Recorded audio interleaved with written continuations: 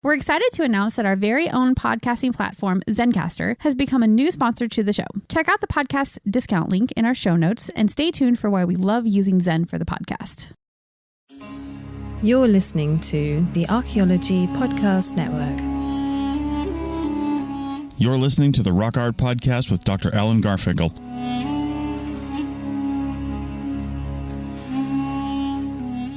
Hello out there in Archaeology Podcast land. This is Dr. Alan Garfinkel. I'm the president and founder of the California Rock Art Foundation. And what we do is we identify, evaluate, manage, and conserve rock art both in Alta California and in Baja California. We conduct field trips, we have trainings, exercise, we do research, and in every way possible, we try to preserve, protect, and coordinate treasures of Alta and Baja California rock art, of which there are many and diverse. We also work closely with Native Americans and partner with them to recognize and protect sacred sites. So for more info about the fabulous California Rock Art Foundation, you can go to carockart.org. Also, I'm open to give me a call, 805-312-2261. We would welcome sponsorship or underwriting, helping us to defray the costs of our podcasts, and also membership in California Rock Art Foundation. And of course, donations, since we are a 501c3 nonprofit scientific and educational corporation. God bless everyone out there in podcast land.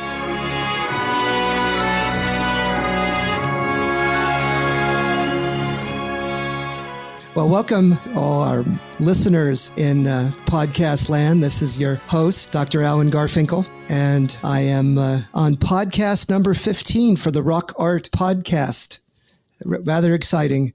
I really appreciate all of you tuning in, and Chris Webster has told me that about 100 people download each one of these episodes. We've had over 1,000 downloads for the series, and that's quite a nice blessing. We are absolutely blessed with a remarkable individual who's going to be our guest scholar of sorts. His name is Eric Lawton. He's a world-class fine art photographer. He's exhibited all around the world. He has a new book out called Event Horizon, and he has been someone who has been fascinated with rock art and other forms of art for his life. And he has a deep and abiding interest in our understanding and the way in which we sort of relate to both photographs and the art forms of Native people throughout history and prehistory. And with that, I'll welcome Eric Lawton. Pleasure. Thank you very much, Alan. It's a pleasure to be here. Appreciate your kind words. Oh, absolutely. I guess the way we often kick this off is to tell people a little bit about how you got involved in photography and how that might relate to the anthropology, archaeology, and rock art studies of indigenous peoples. Well, thank you. Actually, my interest in anthropology and archaeology began early on, even before I discovered photography. My father, when he was at NYU, when I was a toddler, he had a book called Man's Unknown Ancestors.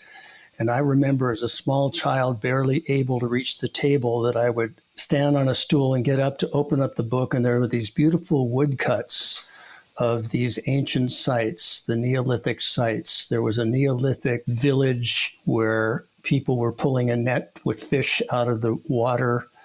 And there was a picture of Stonehenge with the figures standing in the shadows.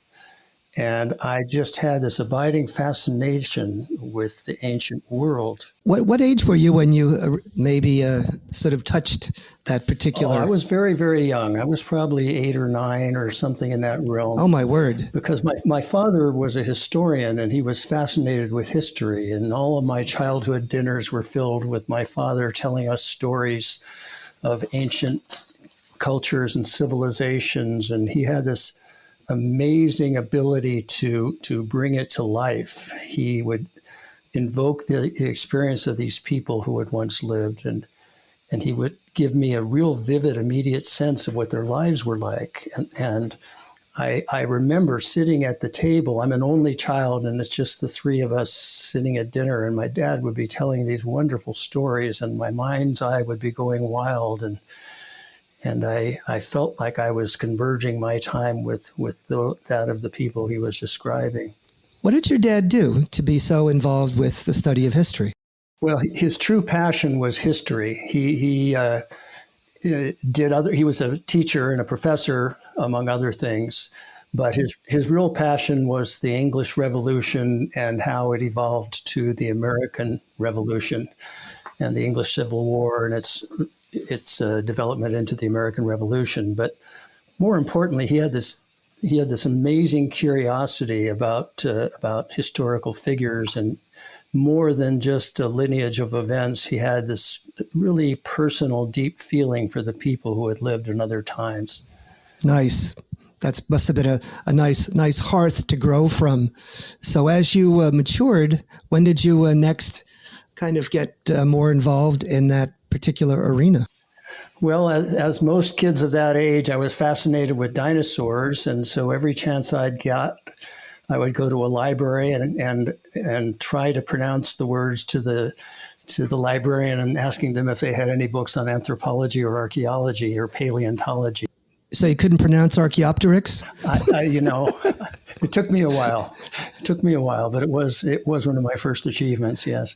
Nice. And, in any event, I was always fascinated with that aspect, and as I grew, I went straight through school, and I went to college, and I went directly to law school, and I became a lawyer. And I practiced law for 6 years, but all through that time, I always had this burning curiosity about ancient sites. Where did you grow up geographically, Eric? I moved to California when I was 2 from New York, so I'm told. Oh, okay. And I grew up in Santa Monica and then the San Fernando Valley and Reseda, and then came back to West Los Angeles to start high school. So you're a Valley boy, right? I was a Valley boy growing up, and which was a wonderful time to be there. In fact, that was part of what stimulated my interest in rock art, because I was living in Reseda, and we would go hiking up at Stony Point. I'm sure you're familiar with it.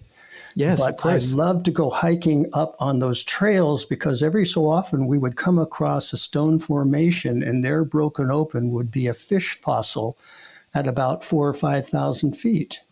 Wow. And I was just fascinated how that could be. And the more I learned about it, the more I realized that I'm just a passerby here. Something has been going on much longer. And that's just set these wheels in motion.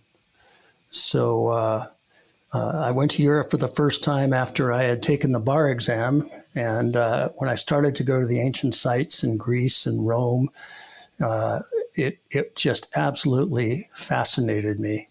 One of the most interesting things I ever encountered was some obscure portion of the Great Tower of London, not the tower itself, but just a small corner somewhere where there was a piece of brick and mortar that had been fashioned together, and the mortar had some straw sticking out of it. And it was something about that absolutely captured me, because it wasn't the monumental aspect. It was the human aspect, that somebody who had mixed that mortar and laid down that stone had that piece of straw in it. And it just made this amazing connection for me about what it was like to be in that time. And that just really carried forward. So being a professional attorney, how do you segue into the photographic arena? Well, I did something which none of my peers could believe. I'd been practicing law for about 6 years in a high-rise firm in downtown Los Angeles.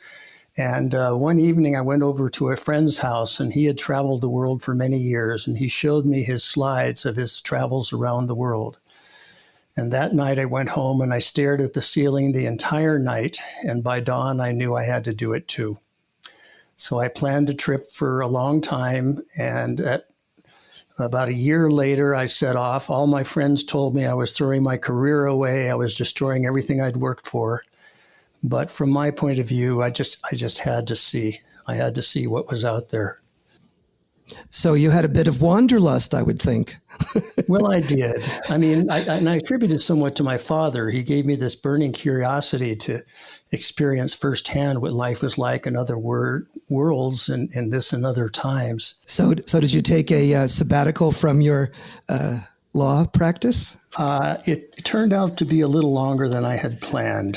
I had planned to take a year off and set off with a friend But the beckoning distance set me off on years of travels when other paths might have seemed far more prudent. And I ended up traveling the world for 3 years. And I traveled primarily on my own. My friend missed his girlfriend too much and went home to marry her.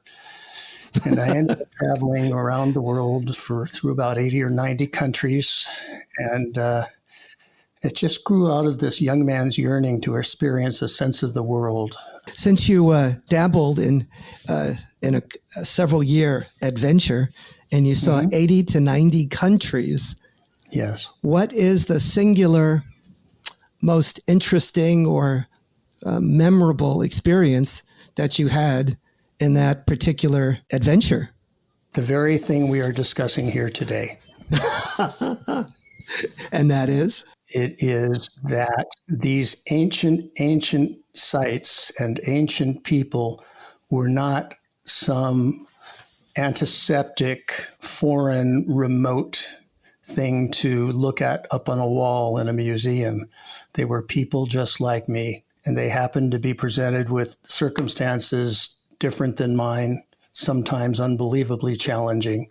But I realized that this was not a separate existence, that it was part of a whole. It took me a long time to understand that intellectually, but I realized in retrospect that that's what drew me to it. There was this incredible feeling of familiarity, and the more ancient the site, the more acute the experience. The best way I could put it is in the words of Hermann Hesse. I was trying to merge my own insignificant life into the infinite and the eternal, and it had this effect on me that just changed everything. So I found as I traveled that I had cameras with me, and I found that as I traveled that the camera was more than simply a recording device of things I had seen or people I had encountered. And I came to understand that it was more like some sort of an amulet in a way that could capture an experience much more than just the physical object or place that was being portrayed. And that part really set all sorts of forces in motion for me, is trying to integrate these experiences into my life and to those of people who share my interests and passions, such as the members of your organization. It just carried on. It's just the sense of wonder and curiosity. My father gave me this incredible appreciation for that which is, I guess you would call it the potential of wonder that is necessary to allow for miracles, and that there's all sorts of different aspects to reality that are far beyond that which is apparent. So in any event, it set me off on these travels. I spent a fair bit of time in many, many ancient sites and developed a real passion for them.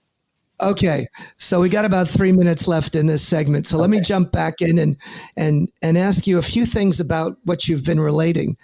One is with this adventure to 80 to 90 countries in this several-year journey. Did you get an impression about the unity of mankind, or sort of the similar sense of what life is about, no matter who you are or where you are or what you are? Is there some sort of tangible, sort of ethereal thread that links us all? And I think you can probably say something about that very matter, because I think probably almost no one who's listening has done what you've done. Well, what I've done is a whole lot of short trips that just happen to be one after the other. Yes. But everybody who's listening has done it. One thing that I came to understand is not the length of the journey, it's the depth of the journey that matters. Okay. And it isn't a function of time spent. It's a function of attention and openness and willingness to receive that really helps to form the depth of an experience. But it is true, as you said, I spent a lot of time in very remote cultures in the Himalayas and in Africa, in Asia, India, in China, and I would really go out of my way to go to remote places, and oftentimes I would walk in alone to small villages. And there came to be sort of a repeating protocol for entry of a wanderer who came in. It was important that I came in with open hands and open mind, and I would all show them I didn't need anything from them. I had everything I needed for myself, my food, etc. And one way or another, without the burden of having words in common, which can really be a distraction, communication is much more clear with simply hands and eyes. That's amazing. I found that there really was a common set of patterns of human engagement. And this is how you originally sort of came upon your discovery of using photography, was through the photographing of this extensive travels. Am I correct? Correct. Correct. Because they're not photographs of the places. Exactly. They're photographs of the people? Of the experience. Of the experience. Okay. Well, I think that's a good place to stop. And I think in the next segment, we're going to segue over and begin delving, I guess, more specifically about what it is about photography that sort of tugged on your soul so intently and provided you with sort of the mainstay of your life. And with that, we'll catch you on the other side. Chris Webster here for the Archaeology Podcast Network. We strive for high-quality interviews and content so you can find information on any topic in archaeology from around the world. One way we do that is by recording interviews with our hosts and guests located in many parts of the world all at once. We do that through the use of Zencastr. That's Zencastr. Zencastr allows us to record high-quality audio with no stress on the guest. Just send them a link to click on, and that's it. Zencastr does the rest. They even do automatic transcriptions. Check out the link in the show notes for 30% off your first 3 months, or go to zencastr.com and use the code ROCKART. Looking to expand your knowledge of X-rays and imaging in the archaeology field? Then check out An Introduction to Paleoradiography, a short online course offering professional training for archaeologists and affiliated disciplines. Created by archaeologist, radiographer, and lecturer James Elliott, the content of this course is based upon his research and teaching experience in higher education. It is approved by the Chartered Institute for Archaeologists as 4 hours of training. That's in the UK, for those of you that don't know. So don't miss out on this exciting opportunity for professional and personal development. For more information on pricing and course structure, visit paleoimaging.com. That's PALEO imaging.com, and look for the link in the show notes to this episode. Welcome back to the 15th Rock Art podcast on the Archaeology Podcast Network. This is the second segment in our hour-long journey together, and we have the honor of interviewing and talking with Eric Lawton, world-class award-winning fine art photographer and author of his new book, Event Horizon, and also world-class traveler, and talking about some of the relationship between photography and rock art. And I think we'll begin with that, if we could, Eric. Absolutely. Well, what I realized the more I became absorbed in photography is that the photograph is not a representation. It's essentially, I think of it more as a vessel. In my travels, I became aware that there are certain places that left an imprint on me long after I'd left their physical presence. And the more I thought about it and the more I observed it, I realized that there's a certain life force in certain places that is beyond simply its physical form or its appearance.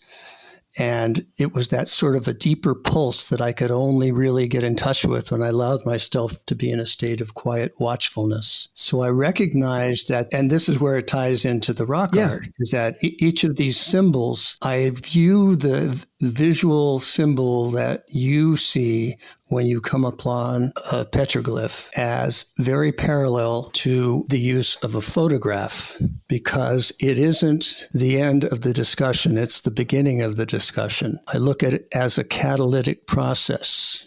Now, as a scientist, you can look at various objects, such as your charm stones, and you know its context in history, and you know its context in the civilizations who created it. But I come to it from a different angle without the benefit of that background. I come to it from the standpoint that I am looking at some experience that was embedded thousands of years ago by a human being just like us. And they found a method to convey that experience across the eons to us. And that's how I view a photograph, and that's how I view a piece of rock art or cave paintings or many of the various symbols and objects objects that I've been fortunate to encounter. Yes, I think what you're saying is you're seeing rock art as sort of a means of communicating, but one that's deeper, and I call it a freeze frame to some extent. But also it provides a platform that can be perceived in an emotional way, in a larger sense of almost connecting with a human being and their culture that might be centuries or millennia ago. It's a very unusual way of sort of touching and connecting almost in a spiritual, religious fashion. And it's a powerful, emotive set of images, both the way a photograph does and a rock art image. Is that at all correct? That's exactly correct. Because what we're doing when we encounter it and we step away from the means and methods of its creation, when we're simply just contemplating the image, we're stepping out of the minutes and hours and we're stepping into moments, and those moments have no dimension. They're infinite and timeless. They're recorded in some magical way. But as you and I have discussed at other times here, when I look at a piece of rock art, what I'm looking at is not stone. It's everything except stone and everything except the paint used or the device used to carve it. If we subtract that away, what we're left with is this incredible memory, the message embedded into this thing we were lucky enough to be able to encounter and to connect with. And I consider it almost like an electrical connection. I think these ancient monuments, whether they're from the pyramids and that monumental scale, or the smallest drawing of a sheep, a bighorn sheep, these are experiences and emotions that are guide stones to us. They're a way of communicating what the world was to the person who created them. Well, so I'm just saying, when we look at them in a common human experience, then they're very, very familiar. So one way of thinking about rock art that is one of the explanatory platforms is that medicine persons, Indian doctors, we also call those shamans, are memorializing their visions or altered states of consciousness, their dreams, what they have perceived in this liminal or supernatural realm that they have captured in their experiences. Do you abide by that kind of understanding? Absolutely. Okay. I think of it as viewing these, we have to look from a place of ancient memory. And many times, if I'm in a place that feels very powerful, I mean, there's a radiance to these places. Correct. And there's an unmistakable presence that has nothing to do with the physical objects that are around it. I consider it essentially, it's like a poem. It's stepping out of time and space and stepping into this timeless mind's eye. To make photographs, it's a very solitary ritual. I have to be able to quiet myself to be able to hear the landscape and experience the thing. And I have to just let go. And in my mind's eye, the process is I empty myself of myself, unmoored from time. I float across the space. I absorb the memory, inhale its latent presence, breathe it to life, and watch. Wow. I can't even believe you said that. That was amazing. That was absolutely poetic and amazing. So methodologically, if we go from the ethereal plane down to the nuts and bolts, how do you capture a picture, an image, a photographic image of a rock art panel or a rock art element, a series of rock art elements? What are you thinking about in order to frame that image or to perhaps catch a glimpse of what it meant to the individuals that fashioned it?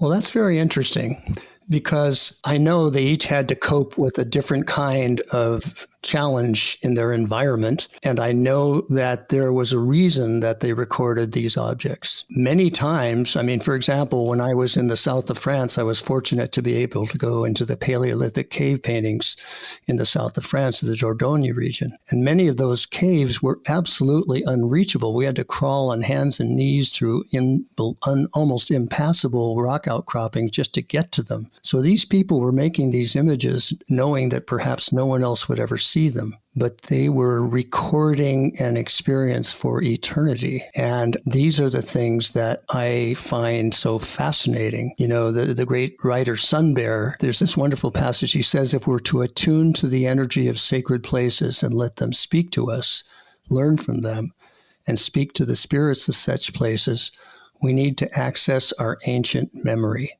This is the part that fascinates me because my recent work has been very involved in learning about the interplay between science and the ancients. And it became very clear to me that many of the ancient ideas or conceptions of the universe now have a basis in our modern scientific theory. And I'll talk about that in a little while. Let's talk about that for a little bit, about the relationship, I call it, between science and religion, or science and spirituality, or science and art. Some people, the conventional wisdom is science is in a whole different world than religion. Science is never to be interconnected or threaded or interwoven with religion. They are two disparate things. Of course, you know from my conversation, I don't abide or believe that. What is your take on those different domains, or the way in which they might relate, please?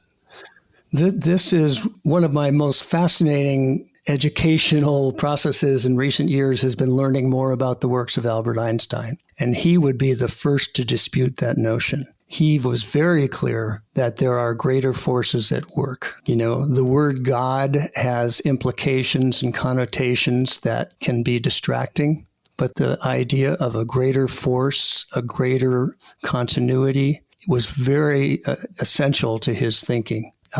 And, you know, science can, you know, we have a tendency sometimes to think, well, with modern science, all of these old myths are simply magical silliness because they had nothing to do with reality. But that brings up my favorite line from H.L. Mencken. He says, penetrating so many secrets, we cease to believe in the unknowable.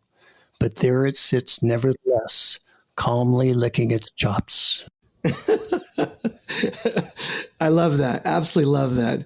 So when we experience a rock art site, and I've spoken to this by some of even the avocationalists who are what they call themselves rock art explorers, they get a sense of the mystery, the awe, the supernatural nature, the spirituality of the place. They somehow almost connect with the creator, or the ethereal or divine realm. Do you get that same sense? Absolutely. Many of the great philosophers have talked about the spirit embedded within the physical object. Kant called it the thing within the thing. The idea that there are ideas and experiences latent in a particular form. That form is simply a placeholder for something else altogether. This is a process I've been thinking a lot about recently, and is really the basis for my new book, Event Horizon. The idea that each of these places are receptors and storing houses of energy and experience. And I think of it, you know, kind of a mundane example. I think of a car battery. It's a piece of metal filled with chemicals, all these inert things. And you look at it and it's simply a piece of metal and chemicals, but it stores an energy. And the idea that each of these pieces of art that we encounter through incredible luck over the eons, each of these also are amulets of energy. They are an experience that has been conveyed to us, and it's just absolutely fantastic to me that we're able to connect with these experiences from our ancestors. I really think of it almost like an electrical arc, and the two poles are the rock art and us coming from our modern day and encountering it. And there's this electrical arc between us where the message is being conveyed that's independent of the stone and the tools used to create it.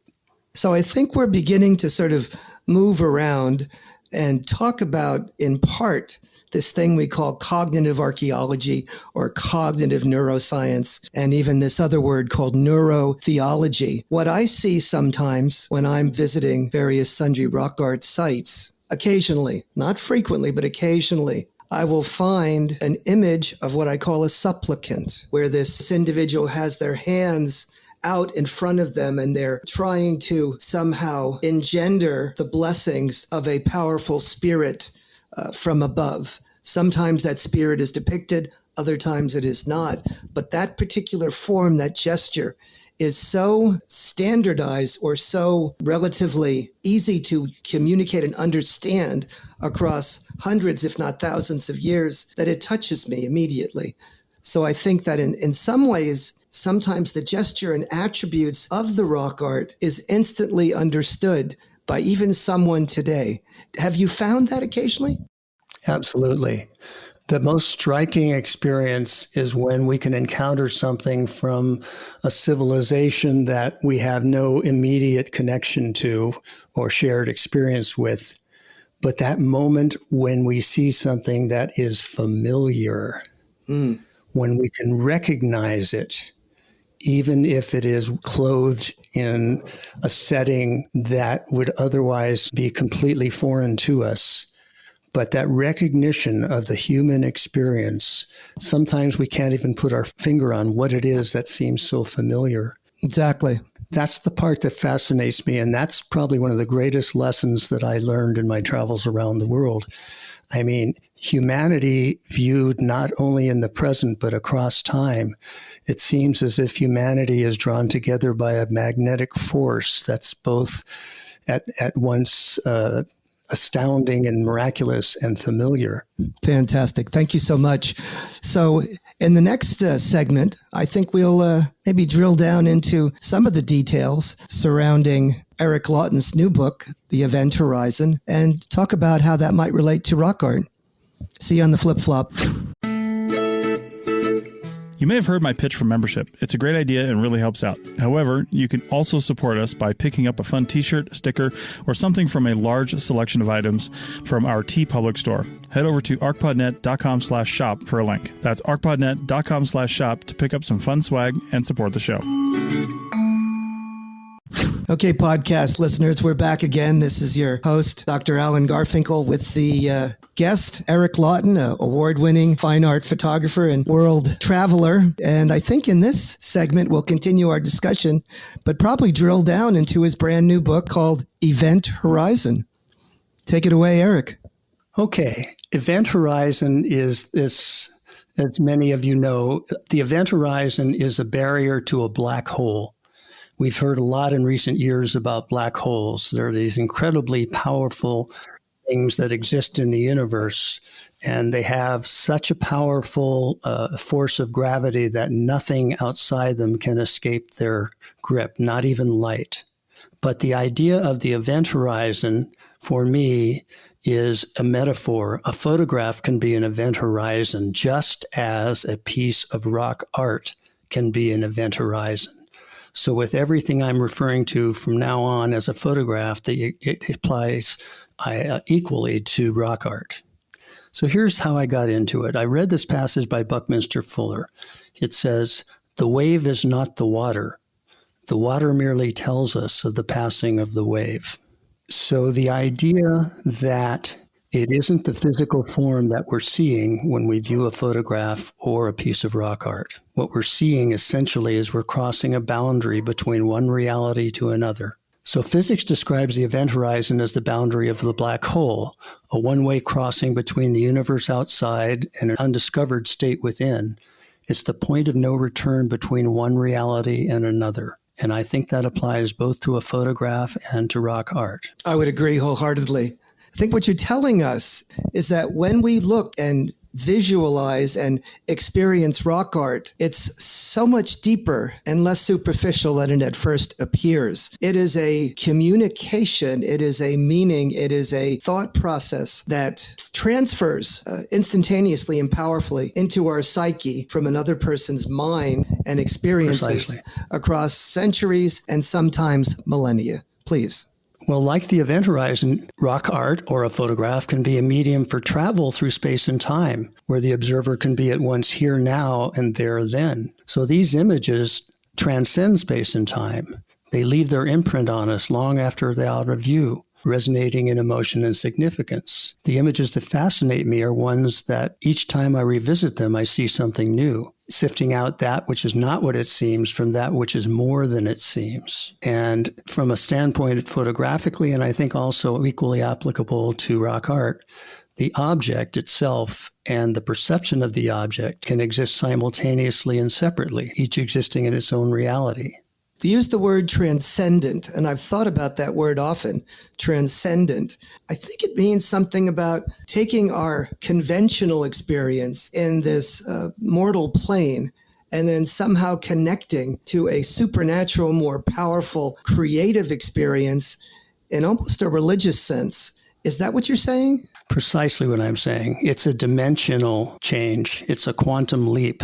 And this is the part that fascinates me because my new book is all about the perception of reality. Okay. And the reality that we perceive, whether it's in a photograph, a piece of rock art, is very subjective. Einstein's theory of special relativity proved that different observers in different states of motion see different realities.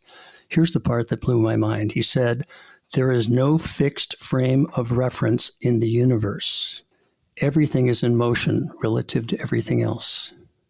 He said space and time are two aspects of the same thing, a four-dimensional entity entwined in a continuum that he called space-time. 3 dimensions reveal an object's position in space. The 4th dimension is place in time. So that's the part that's so fascinating to me when we come across a piece of rock art.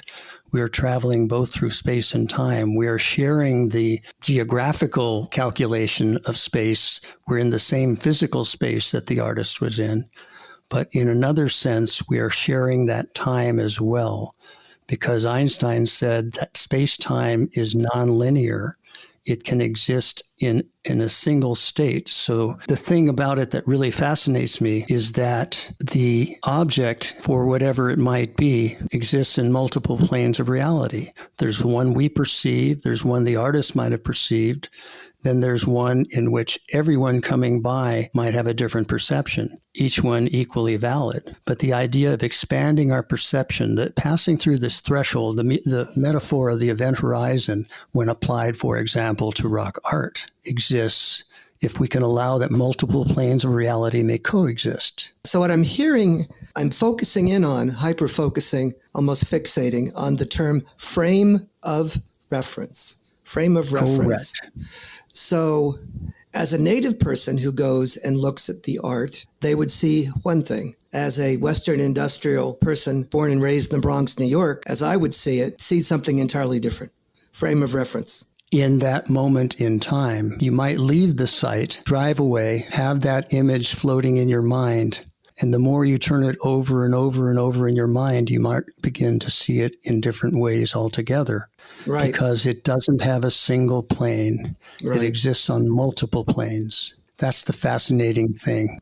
So I can give you an anecdote. You've mentioned something in these previous conversations. And so I left archaeology for about 15 or 20 years. Then I came back. And when I came back, I could not get an image out of my mind of Koso rock art, of the projectile pointed figures that I saw in a book from 1968. And I was obsessed with the idea of going back and revisiting those so that I could better understand their meaning, their significance, their chronological position, and what have you. And those images have kept my interest for over 40 years. That is what we're talking about. It's almost percolating under the surface. Yes. And it's happening not only when we consciously think about it, but in our subconscious when we're focused on other things. It's in there percolating. The other thing that happens, I call it moving in the spirit. There seems to be some sort of greater picture going on that I call it God incidences, that as one moves in the spirit and tries to follow rather than to force it, but to follow the natural path of things, sometimes coincidences or experiences seem to be multiplied and you get these epiphanies. You get these bursts of light and insight and connections that seem to then compel one forward to answer some just nagging questions. And maybe give us an example of that. Well, I think that's absolutely the case. I mean, the great images that stay with us are those that ask more questions than they answer. They produce more questions because they're a portal from one perception of reality to another, where we start to see things from other perspectives. And so the way I think of it from a photograph or from a piece of rock art is the form we're looking at, the object or the shape, it's a place mark. Tell me about one of the best objects, rock art or photographs, that you cannot get out of your mind, that you obsess about and think about almost constantly. Well, there's many of those. I think they're sort of emblazoned, and the image I have inside my mind is that sort of these Fellini-esque objects floating around weightless in our consciousness in no particular place and no particular order, but they're there nonetheless. And they're simply biding their time until a connection can be recognized between them and some other experience that we've had.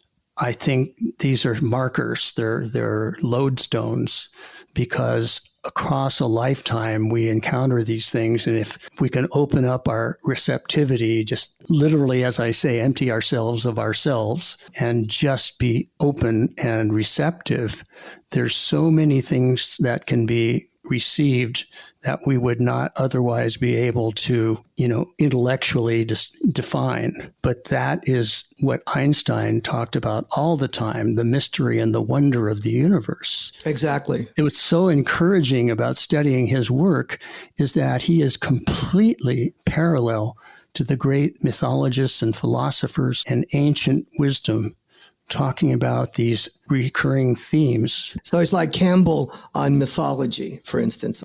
Well, Campbell is the perfect example. I have a special connection with Joseph Campbell because a lot of work I've done has been with Phil Cousineau, who's a dear friend and a wonderful poet and writer. And Phil worked with Joe Campbell for many, many years, and he created the book, The Hero's Journey, about Campbell's work. He taught me a lot about it. We taught some courses years ago at Esalen in Big Sur, where we were talking about the hero's journey, and that Campbell studied all of the great cultures of the world and all the different locations. And he found that there was a common kind of creation theme that they had in common. There's recurrent themes that exist, and one way to explain it is to say it has to do with the software of our minds, correct? Exactly. The idea that we can touch immortality, and that is in fact what I perceive, in when we are talking about what a photograph can be or what a piece of rock art can be. It's the form of it is a place mark for more fundamental elements. It's sort of like the movement of trees manifesting the wind. You couldn't see the wind but for the trees. And we can't see the message but for the physical representation that the artist left for us.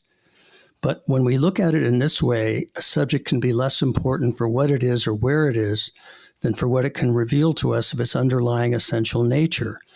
It is a doorway or a glimpse of the infinite and the eternal. And that's what we recognize. And that's the special message that's embedded in the images. So when we see a decorated animal human figure, when we see a bighorn sheep, when we are visiting a sun sign or a moon or some sort of a conflated animal human figure or something that looks like a goddess, there's something behind that image. Absolutely. There's a sense of a connection with the immortal, with the eternal, something on such a large scale that it is irrespective of time. I mean, that's the thing that both rock art and a photograph can convey. It's like a visual haiku. Through as few elements as possible, it's possible for it to convey what the human eye cannot see: cumulative time, this entire essence of time embedded within it. By taking what you're saying and sort of transferring it empirically, if you go to Little Petroglyph Canyon in the Coso Range, which we can go to as a public canyon and visit, we have a compression of no less than 8,000 to 10,000 years of prehistory arrayed in a half-mile long canyon. Wow. So there is an example of the compression of time. There's the multi-layered effects of imagery that are preserved on the rocks that, because of our circumstances, we can experience and be honored by those communications, even though they occurred mostly centuries and frequently millennia ago. And yet we can sometimes recognize, at least in a general way, what is being depicted. Well, that also brings into discussion Einstein's great finding in relativity. He said before Einstein's breakthrough, everyone thought time was linear and uniform, and it had a certain regulated pace, and everything was subject to it. But Einstein's theory of relativity found that space and time can be affected and changed, and that time and space can be bent, and it can actually turn back upon itself. This is demonstrated with the black hole. The power of the black hole is such that the ultimate profound gravity can create warps in both space and time around it. And that the fascinating thing about it is that time is nonlinear. So when we're looking at this rock, on the one hand, if we think about it intellectually, we'll say, well, this is so long ago. How could I possibly have a relationship with it? But if you think of time as malleable and foldable, then we can be right there in that moment, at that place, with that artist, if we simply allow ourselves to shed all the current distractions and trappings of the moment and just simply disappear into the image. Well, that's a fantastic place to conclude our hour-long journey. Eric, it's been remarkable spending a better part of an hour with you, and I so appreciate the way in which we've traveled together on this bit of a journey. Well, I've got to say it is a really, really wonderful thing to encounter a kindred spirit, and I salute you. Well, God bless you, Eric. And with that, we'll bid our listeners a fond farewell and see them again next week. And the same back at you. Thank you. Bye-bye. Thank you. Bye-bye.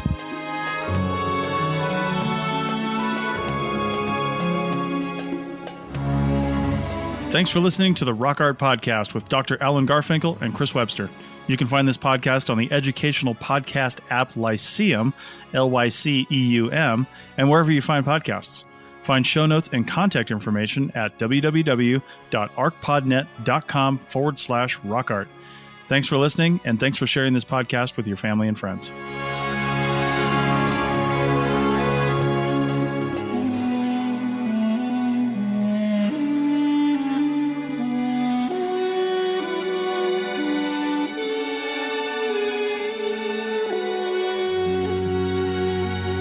This show is produced and recorded by the Archaeology Podcast Network, Chris Webster and Tristan Boyle, in Reno, Nevada, at the Reno Collective. This has been a presentation of the Archaeology Podcast Network. Visit us on the web for show notes and other podcasts at www.arcpodnet.com. Contact us at chris@archaeologypodcastnetwork.com. Thanks again for listening to this episode and for supporting the Archaeology Podcast Network. If you want these shows to keep going, consider becoming a member for just $7.99 a month.